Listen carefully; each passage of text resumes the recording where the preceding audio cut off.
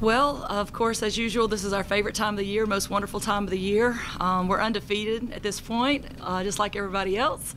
But we really are looking forward to this season. We have 7 seniors. That's a lot of leadership.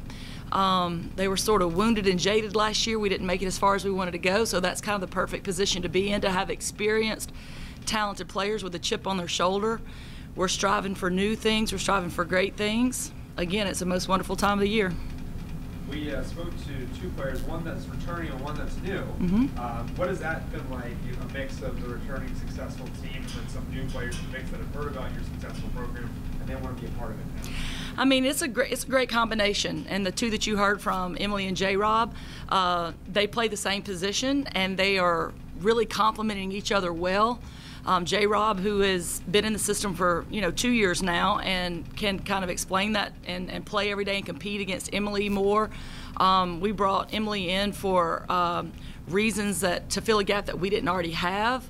J-Rob is an instinctive athletic guard and Emily's more of a thinking, contemplative guard. And they're really complementing each other well and pushing each other at practice to make us a more all-around team. How important is it for you to schedule these teams? I mean, the first thing they talked about was the Duke game, and those kind of big games, and you really made your mark with those games, and every program really does. How important are those games to have on your schedule each year? Well, they're the next step from us. Actually, last year was the next step to beat a Power 5 team, or what we call guarantee games. We had not done that before since I'd been here, and we did beat Ole Miss by 17 points, I think, on their court last year. That was a first for us, but we want to continue that. And of course, we can't really talk about the close scrimmages that we've had before this season. But I can tell you that we scheduled up for those scrimmages to Power 5 teams, and we've done extremely well against them. So, of course, jumping in there and playing Mississippi State, the SEC, or the top 25 rankings came out yesterday. They are in the top 10 of women's basketball. So jumping out there and playing them is a huge challenge, and of course always Duke with the environment and the tradition they have. Those 2 set us up very well for, we would have to play our best to get those wins, and that's what we're striving to do.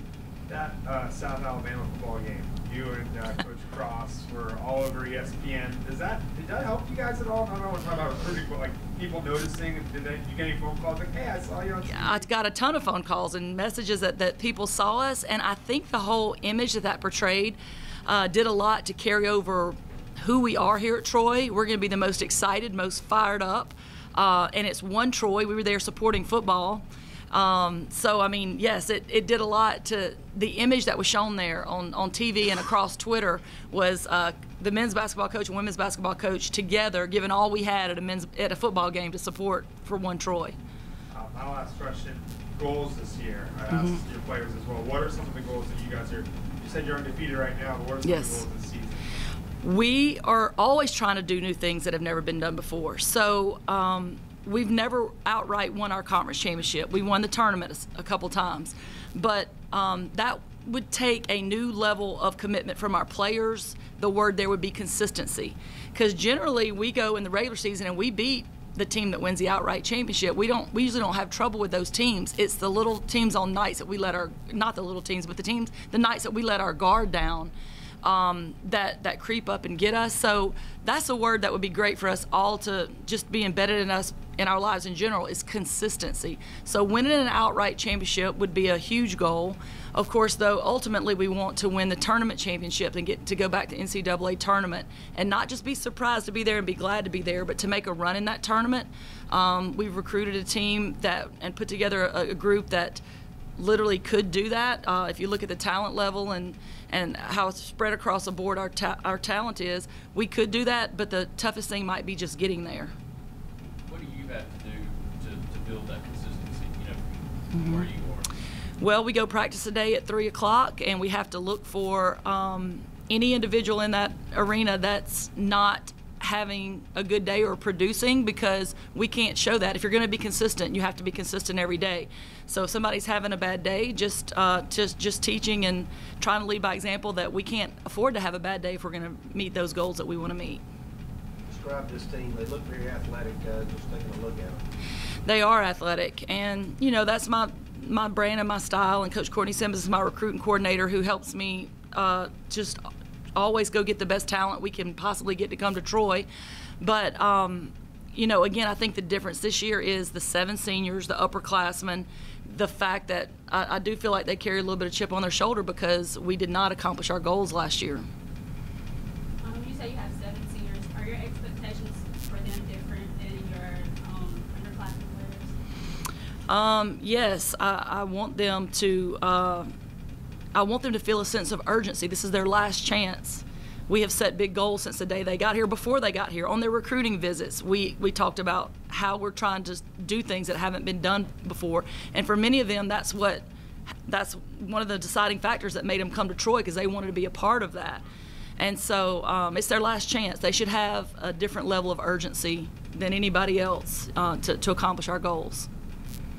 First game of the year is next Tuesday against Fort Valley State at 6 p.m.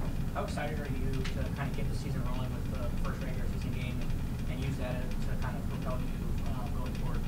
Well, you know, we're a team that always tries to put up big numbers in many ways. You can't lead the nation in rebounds if you start off the season in a hole. And of course, we strive to score 120 points. Though we have only hit that one time since I've been here, I think that has made a big impact on us scoring so many points and leading the Sun Belt Conference every year in scoring. It's because we're striving for a big goal. But you're not going to be able to reach those goals and those big numbers if you start out in a hole or in a slump. So we're hoping to implement our goals of scoring 15 points in 5 minutes and continuing that out over 40 minutes would be 120 points, and then definitely putting up big numbers in rebounding.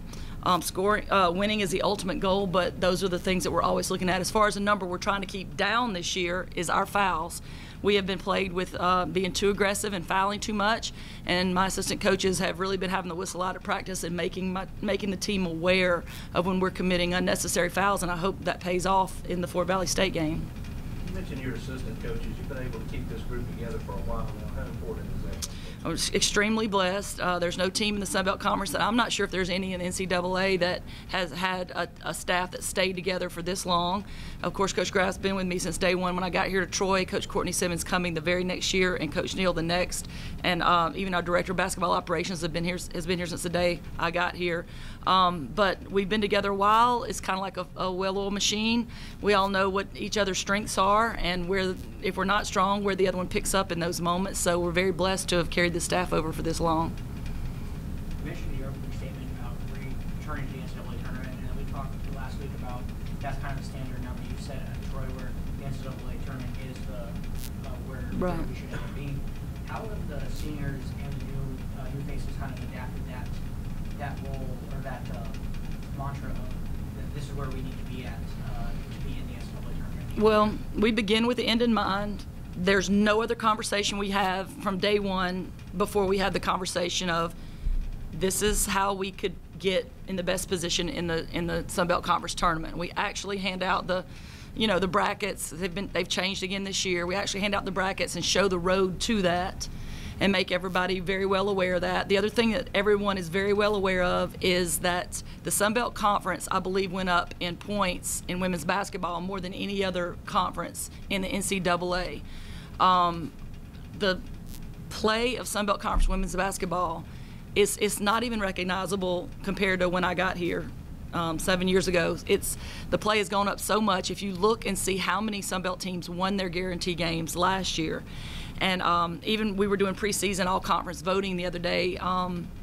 We used to just kind of look and hunt for people to get on that. It's a 15-team team, and this year we probably left 15 people out that would have easily been on it my first year here.